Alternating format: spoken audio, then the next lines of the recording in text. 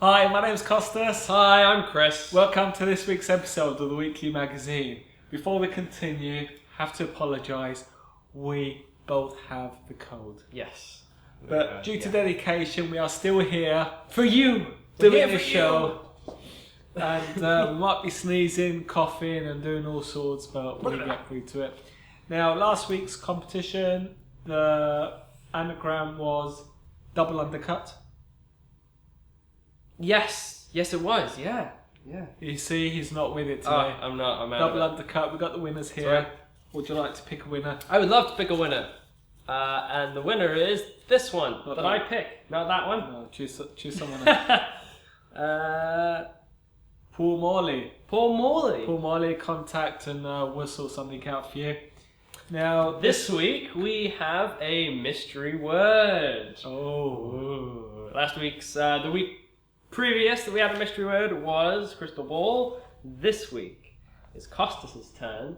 A word that he has never seen before. Well, hopefully he's read it or seen it somewhere before. And let's see, it's a subtle one this week. What does that word mean? I can't read it properly. Right, okay. I've got it. I've got it. Cool. Now, this week's one-overs, we have Hole 2 by Mickael Chatelain. We have Visualize by Brendan Rodrigues. And the Blast from the Past is Snapped by Cameron Francis. That's the Blast from the Past. So, let's get on with this week's show.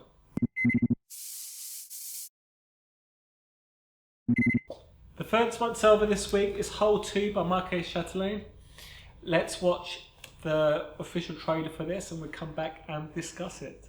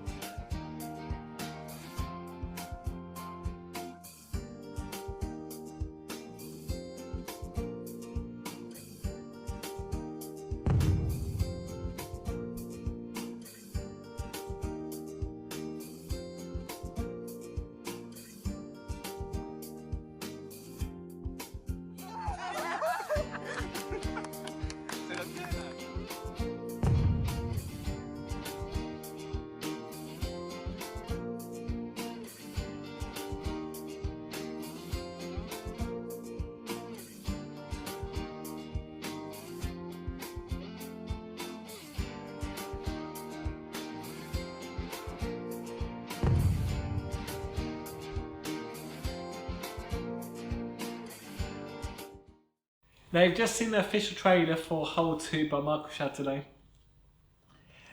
It looks really, really impressive. It really does. It looks really impressive.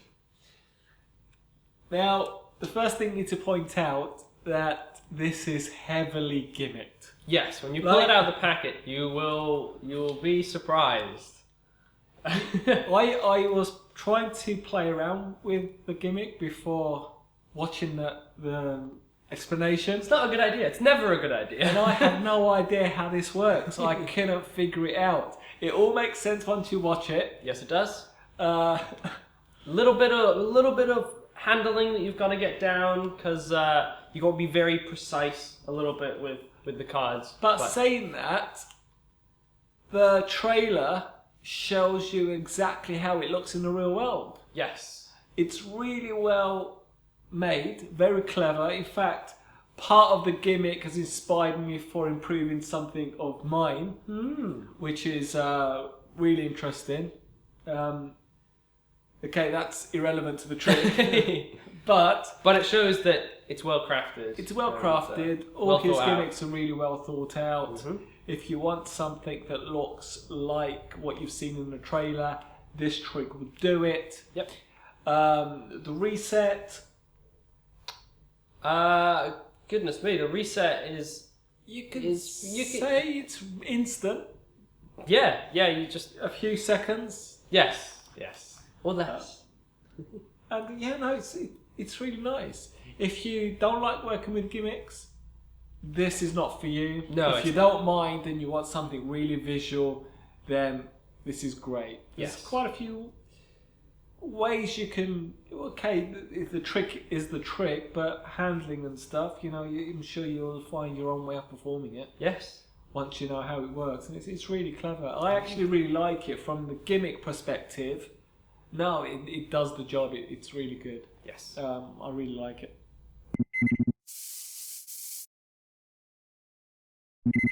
Our second once-over this week is Visualize by Brendan Rodrigues. Let's have a look at the official trailer and have a talk about it afterwards. Check it out. We've got a little pen, like a magic wand. Okay, you can check it out if you want to. Do you know what happens? Do you know what happens when I touch the heart with the pen? When I touch the heart with the pen, the heart disappears, appears here, and the pen's here. Now, okay, you probably missed that.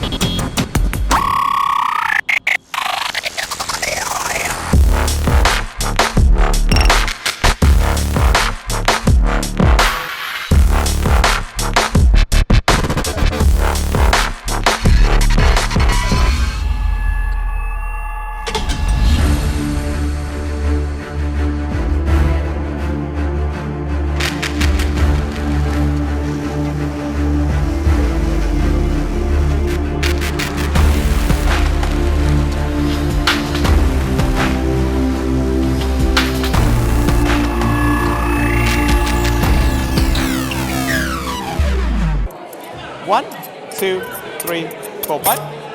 One coin comes out, and you have four. 1, 2, 3, 4. 1, 2, 3, 4. And how many do you have in your hand? 1, 2, 3, 4. 10 coins.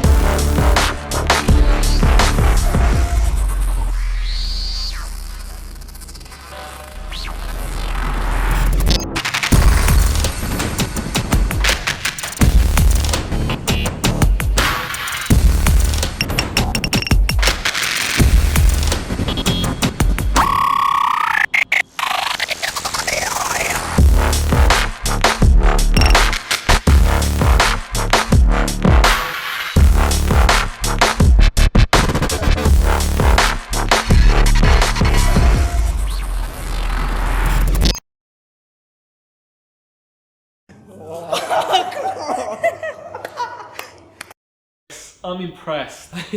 Me too. I like all the stuff on here. Brendan Rodrigues, if you ever see him at a convention, if you're at Blackpool and you see him in the Ruskin at night, he's always performing his take on magic. And it's really entertaining to watch, because the reason I say that is you don't see many people perform the type of magic Brendan performs. It's completely different. He takes tricks and just makes them his own, and they become very visual. Like, this is called Visualize, and It's because the items on here are inspired. Yes. Yeah. They're not the easiest things to perform. No, definitely. There's a lot of practice. You know, you're not going to be able to like a lot of the times you watch a DVD with a card trick, for example. Once you've mastered the Elmsleys, the double lifts, the passes, and all that kind of stuff, you can just sort of go and perform it straight away. Yeah. With this stuff, you need a bit of practice. You need to focus onto your on the performance, learn how they all done, but you'll have something strong. Absolutely. There's a lot of work in front of a mirror you've got to do to get this down. You need to focus on this stuff. That being said, if you can get this down, you've got some strong, really beautiful looking magic. I don't really like flourishing. I don't like watching magicians play around with cards during their performances. I don't get it. But this stuff is completely different. If you can do any of this stuff, you need to add it to your repertoire. Oh, absolutely. That's how strong I think these things are. Because I'm in the same boat as Costas. I don't think that card flourishes or whatever are necessarily necessary to a trick or enhance it in any way. You know, I can do a Sybil. Millions of people can do a Sybil. But would you ever really use it when you're performing card tricks to people? Yeah. Well, there's a whole but this conversation stuff, we can have. The flourishes sort of like are the trick. And that's why they're necessary. They are necessary for the routines, and they are beautifully choreographed. I mean, I still can just think of his crystal ball opener, which he does. He says he does it every time he just comes into a gig. That's his opener, and it's just beautiful to watch. It is just like his like ooh. Oh, it's beautiful. No, it's really good. It's really clever, and once you've learnt them, you've got them for life.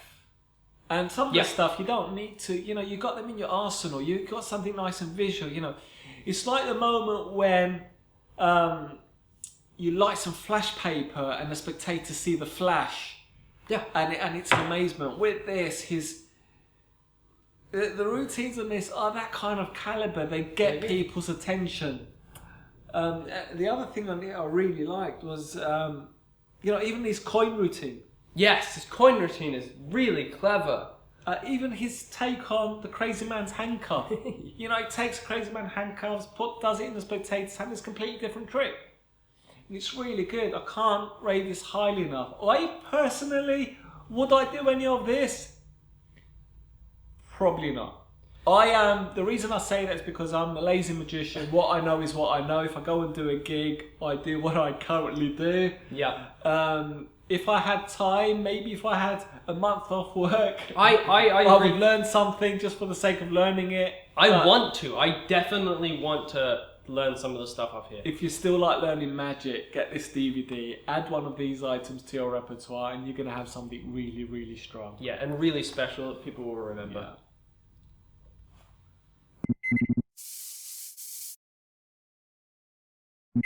Right, this week's Q&A, or question and answer, is what got you into magic? Was it watching a performance of a magician, or your uncle showing you a coin trick behind the or ear, or whatever? And it's quite interesting. I've got a few responses here. We haven't got all the responses, but it's inspiring to see the different routes people took to actually get into the position they are now, to be actively buying magic, learning magic, being part of Facebook groups and all that kind of stuff. Now, Samuel Pryor, he puts, I was inspired to do magic by magician Lee Smith. I had a vague interest in magic beforehand, as any kids do, with magic sets, but when I went to a friend's party, I saw Lee Smith performing, realised that magic was his job. I went home inspired, looked on his website, bought his DVD, Eye Candy, and it all started from there. Ah, nice. Alex Foden says, just over 3 years ago, it was my first exam period at uni. I was bored with the revision and ended up watching Penn and Teller's Fool Us. Yay. That spurred me on to start learning magic. 3 years later, I'm a member of the Leicester Magic Circle, and people pay me to do my hobby from time to time. Smile.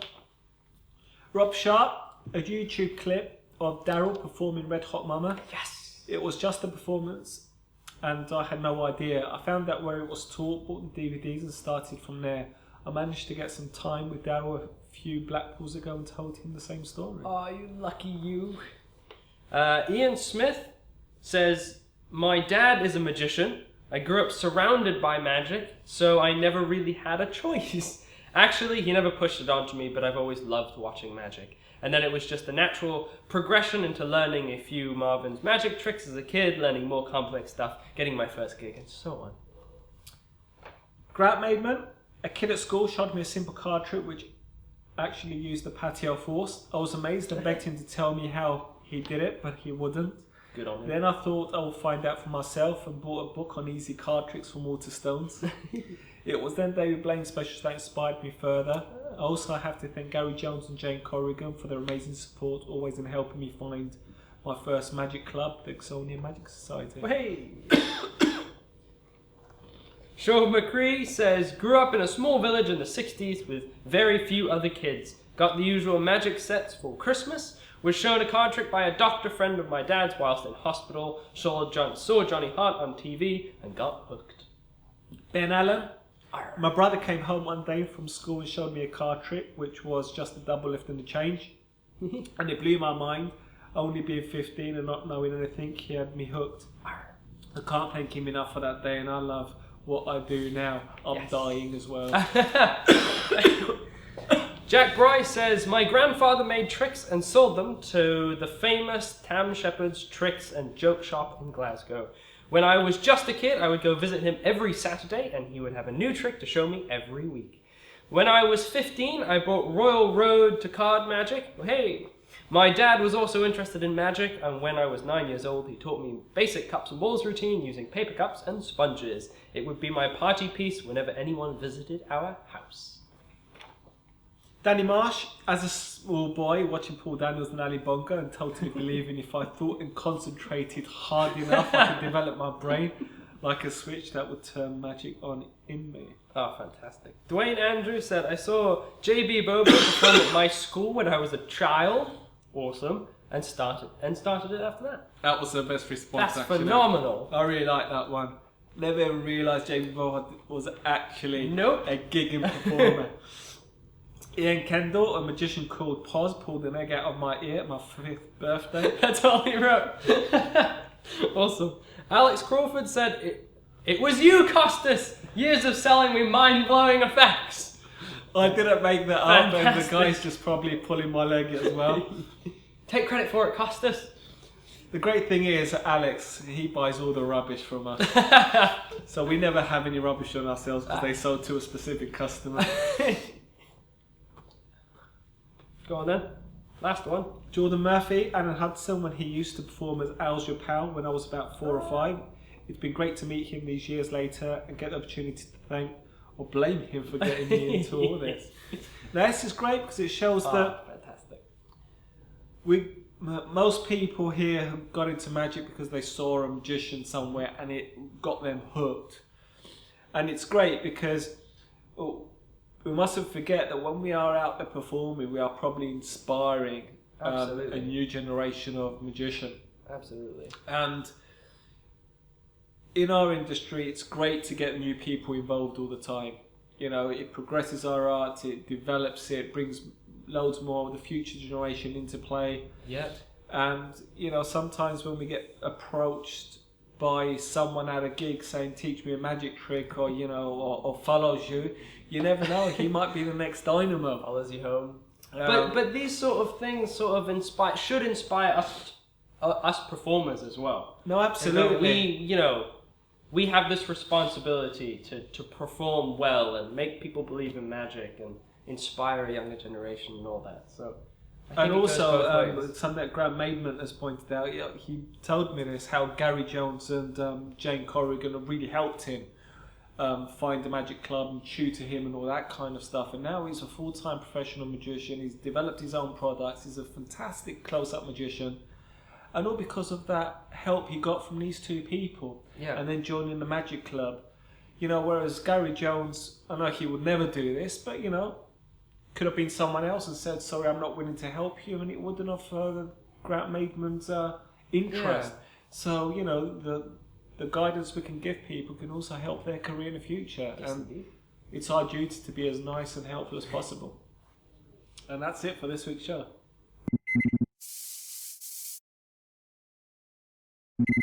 The Blast from the Past this week is snapped by Cameron Francis. Let's watch a performance that Chris did to the camera, and then we'll discuss it. I'm going to take you on a little bit of a journey. I used to gamble quite a bit, and I used to lose quite a bit as well. But I did have one really good hand of the 4 aces, so I took a snapshot of it, and I actually put my lucky aces because they helped me win that round. But we're actually going to use these to help us with a magic trick as well. So, Costas, back there, just yell out the word stop for me. Stop! Perfect. We're going to use this card. Now, I would have you sign it. It doesn't much matter, but that's the card that you chose. We're going to take the card. We're going to use the aces to find that said card. So that goes about halfway. Give it a couple cuts. Now, the aces, my lucky aces, are going to actually help us find your card. Now you can see that all the suits are represented on this: clubs, hearts, spades, diamonds, and hopefully the aces are actually going to tell me. Ooh, one of them turned over. You see that? One of them turned over. In fact, I think it is indeed. It's the ace of hearts. Was your card a heart, Costas? Yes! Yes. Now, wouldn't it be good if we could just could we just take that straight out, and you'll see that the ace comes right out the photo. And if we put that there and we wave our hands over, you should actually see that it changes into your card. You've just seen the live performance that I did to you guys at home watching, and I quite like this. I think it's a great little. It's almost a packet trick, but with a deck of cards. It's a great close-up effect. Yes, there you go. I reckon it's... Yeah, you can go out and perform it at your residency. Yes. Every table. Absolutely. Something different, because he doesn't just use a deck of cards. Yep. He uses a picture as well, which changes it slightly from just being a boring, another card trick. Yeah. And it's really easy to do as well. It is. It's very simple. And what else can you say about this? Nothing, it's just clean, simple effect. What you saw is what you get. There's technically, there's a couple versions on here using the same principles that you learn. One's sort of a bigger version where you put it in an envelope and sort of stuff. You get everything you need to perform this apart from your own deck. Yes. And that's it really. It's a great effect. A lot of people wouldn't have seen this before. We've shown you what it looks like. And I'm sure if you like the effect, you can add it to... Yeah, and you'll be able to pick it up very quickly. Absolutely, and also you can use the deck that you were using. Yes. You can do, and then just slot whatever you need in to perform this, and so you don't need a custom deck for this effect. No. And that's the beauty of it. You can use your normal deck and then add whatever in order to perform this, and then take them away and all that kind of stuff. And so you're not carrying a separate deck just for this trick, and that's the beauty of it. Absolutely. And that's it. It's really good. And that's the Blast from the Past, and we've got quite a few in. So grab them while you can.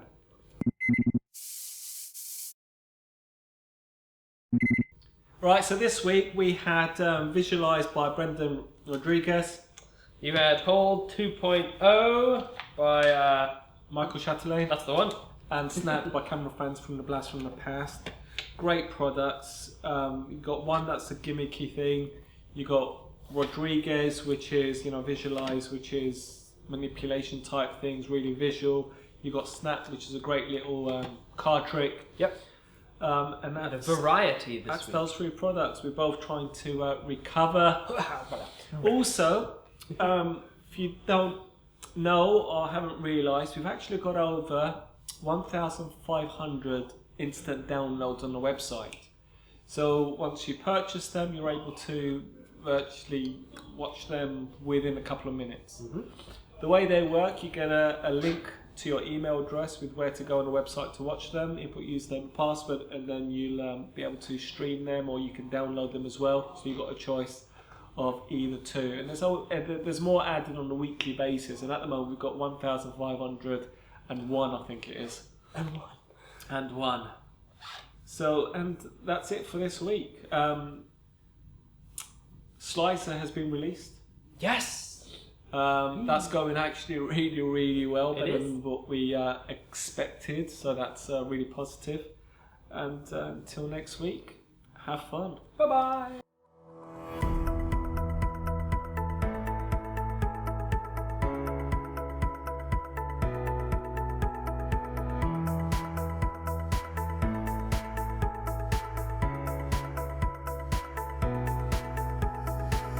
From our friend, Risky Nanda, comes a very visual penetration you can add to your card routine at any moment.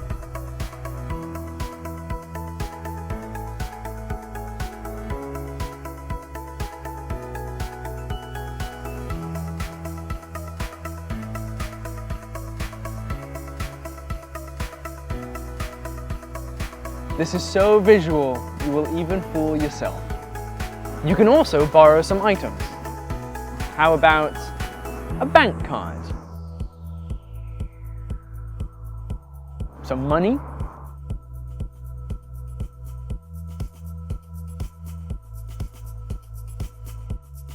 Or even someone's business card.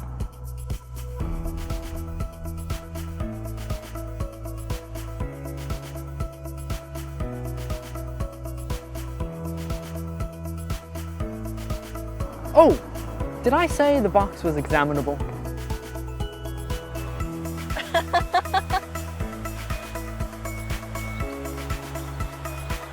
What? That is magic. If you want to get these kinds of reactions, Slicer is for you. Oh my god. It is impossible. How? It's amazing. Go on, try and put it through, go for it.